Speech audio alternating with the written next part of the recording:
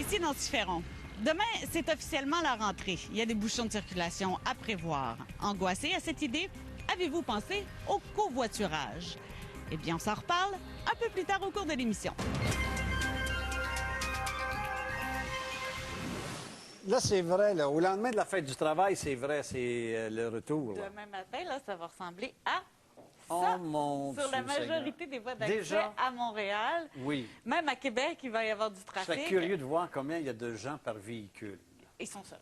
Ils sont Je peux seuls, vous le dire, hein, la majorité des gens sont seuls. Covoiturage, c'est pour donc. ça qu'aujourd'hui, on vous parle de covoiturage. Ça peut vous simplifier la vie, ça peut réduire vos coûts de déplacement et vous faites un bon geste pour l'environnement.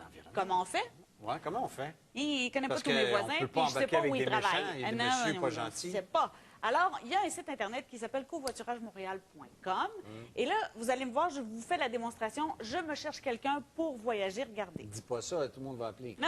Première étape, on doit s'inscrire. Inscription gratuite et rapide.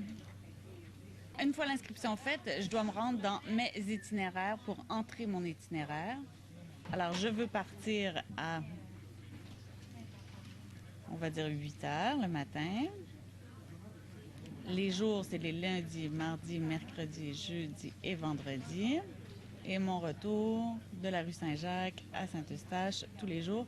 Alors, j'ai 45 possibilités pour me rendre au travail et j'en ai 38 pour revenir. Alors, on va aller voir les 45 possibilités.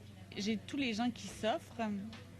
La petite voiture rouge indique que c'est un chauffeur et le petit personnage ici indique que c'est quelqu'un qui a besoin d'un chauffeur. Cette personne-là, elle serait parfaite pour moi. Alors, c'est une femme de 41 ans qui part de Saint-Eustache, très près de chez moi, et qui se rend à l'avenue du Casino à Montréal, qui est aussi très près de mon travail. Elle semble voyager tous les jours. Elle doit être sur horaire variable pour avoir mis tous ces jours-là, mais il y a probablement possibilité de covoiturer plusieurs journées par semaine. Alors, je pourrais covoiturer avec cette dame quelques jours par semaine. Ah, je l'ai trouvé facilement, là, en l'espace de 5 minutes. Là. Ben oui. Ce qui est intéressant aussi dans ce site, c'est que c'est un réseau. On la paye-tu, la madame qui nous covoiture? On s'arrange. Okay. C'est à la discrétion de chacun des participants. Et il y a des villes et il y a des entreprises qui participent aussi et qui se joignent au réseau. Alors, ça fait un plus grand bassin de population. J'ai rencontré le cofondateur. Contrairement à une initiative individuelle, si chacune des municipalités lançait leur propre site, il n'y aurait pas de lien entre les différents sites. Mais le concept d'un réseau, c'est de maximiser les possibilités en ayant plusieurs portes d'entrée au réseau, mais un seul regroupement de membres.